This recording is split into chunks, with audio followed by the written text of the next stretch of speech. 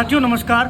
साथियों, महिला आरक्षण को लेकर जो कल सीकर में रैली हुई थी, उससे पहले कई सारे साथी थे, जैसे पीयूष भैया हो गए, उनके साथ उनकी पूरी टीम ने एक बेहतरीन कार्य किया। पिछले कई दिनों से ये बहुत परेशान थे, लगातार धरातल पर काम कर रहे थे, जिसका परिणाम हमें कल मिला।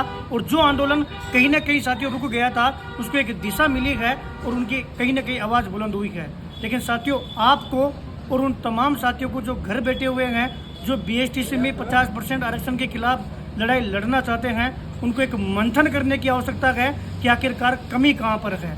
कई साथी ये कह रहे हैं कि हनुमान भैया आपने एक वीडियो डाला था सीकर आने के लिए, लेकिन आप आए नहीं। साथियों, आपको अधूरी जानकारी है।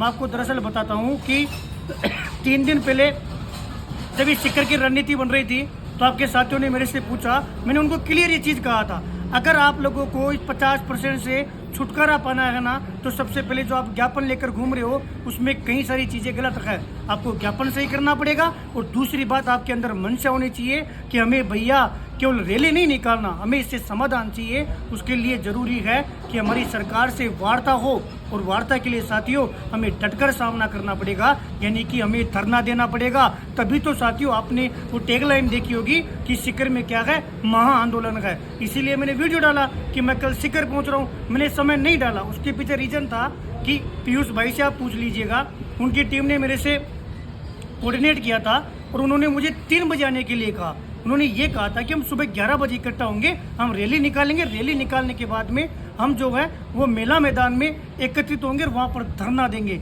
साथियों, तय समय के अनुसार मैं बीच रास्ते से मैंने कॉल किया और तमाम साथियों से भी मैंने संवाद किया जो वहाँ पर बैठे हुए थे। लेकिन साथियों, 3 बजे से पहले ही वहाँ के तमाम साथियों ने ये फैसला ले लिया कि भैया हमने तो ज्ञापन दे दिया और रैली निकाल ली। क्योंकि मैं कड़वा बोलता हूँ, मैं सत्य बोलता हूँ, जिस प्रकार से आप काम कर रहे हो, जिन लोगों के कहने पर काम कर रहे हो, उनसे साथियों वो अब तक आपकी एक वार्ता नहीं करवा पाए। मुझे नहीं लगता कि आप जो जिस दिशा से चल रहे हो, उस दिशा से आपका आरक्षण 1% भी कम होगा। अब ये बात हनुमान किसान कह रहा है, तो हनुमान किसान आपका विरोधी हो गया। साथियों, समझना पड़ेगा कि जब लेवल 2 से ये तथ्यात्मक जानकारी के अनुसार, तथ्यात्मक मजबूती से पैरवी करने के कारण, समझाने के कारण, निवेदन करने के कारण जब लेवल 2 से ये अड़ सकता है, तो कम से कम साथियों आपका जो आरक्षण है 33%, 35% तक तो आसानी से आ सकता है। अब आप लोग ही अलग अलग दिशा में जा रहे हो, कई लोग कुछ भी लिख रहे हैं। साथियों, मैंने एक प्रण ले रखा है कि मैं किसी के बारे में बुराई नहीं करूंगा, लेकिन आप लोग स्वयं पीड़ित हो, उनका किसी का कुछ नहीं बिगड़ेगा।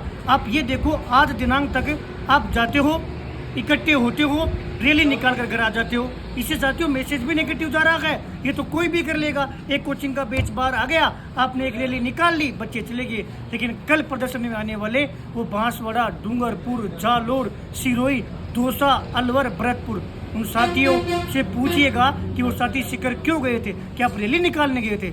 साथियों, जब आपने मेरे से वीडियो ये कहकर बनवाया कि हनुमान भैया हम धरना देंगे और धरना देंगे, तो मैंने आपसे वादा किया कि आप मेरे पीछे बैठना। जब हनुमान किसान आपके आगे बैठेगा तो मेरी जिम्मेदारी है कम से कम सरकार से वार्ता करवाने की। अब जब आप लोग ही दिशाहीन कार्य करोगे, उल्टा मैंने साथियों कल ट्वीट किया था, उस ट्वीट को आप देखिएगा। आप लोग आपके साथियों से बात की, मैं रिंगत से पहले से वापस आया हूँ। तब मैं साथियों नागौर आया था, लेकिन उससे पहले मैं तो आपके पास ही रहा था।